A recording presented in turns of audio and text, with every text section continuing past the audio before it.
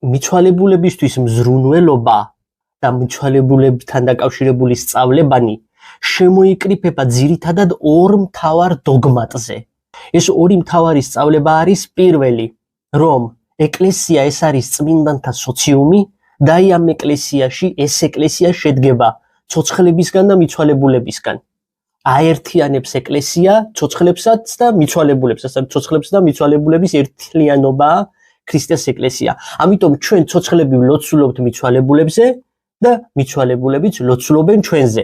აი ამ მიცვალებულთა შორის არის ერთი ნაწილი, გამორჩეული ნაწილი და ეს გამორჩეული ნაწილი არის განსაკუთრებულად გაბრწყინებული ნაწილი ამ ეკლესიისა და აი ამ განსაკუთრებულად გაბრწყინებულ ნაწილს, რომლებმაც თავიანთი ღვაწლით მიაღწიეს განღმრთობას ამ ქვეყნადვე და ბრწყინავენ ღვთის წინაშე, მათ ვუწოდებთ ჩვენ წმინდანებს.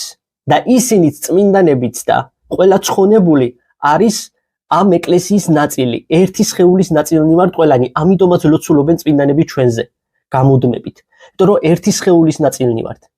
აი ამ რწმენაზე ეფუძნება და არის მეორე დოგმატური სწავლება და მეორე დოგმატური სწავლება არის ის, რომ სიკვდილის შემდგომ არსებობს სიცოცხლე, მარადიული სიცოცხლე, რომელსაც შემდგომ მოყვება აღდგომა, მკვდრეთი დაღდგომა და საყოველთაო სამსჯავრო, როდესაც მაცხოვარი განსჯის ყველას ხელმეორედ. მხოლოდ ამ ორ სწავლებაზე დაფუძნებით ეძლევა მნიშვნელობა ყველა იმ მსახურებას და ყველა იმ მოქმედებას, რასაც მართლმადიდებელი ეკლესია და მართლმადიდებელურ ტრადიციაში ხვდებით და მართლმადიდებელი ეკლესია აღასრულებს საეკლესიო ცხოვრებაში.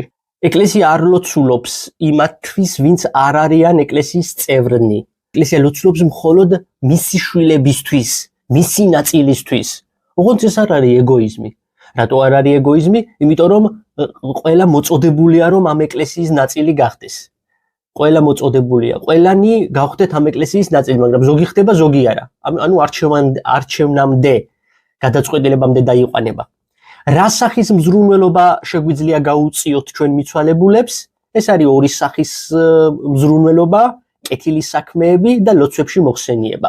ვაკეთოთ კეთილი საქმეები მიცვალებულების სახელზე, ვინაიდან მიცვალებული თუ ცოდვილია, განიწმინდება ცოდვებისგან, ხოლო თუ ცათასასუფეველშია, ის უფრო დიდ საზღაურს მიიღებს ღვთისგანო. მიცვალებულთათვის ლოცვებში იგულისხმება ბევრი რამ.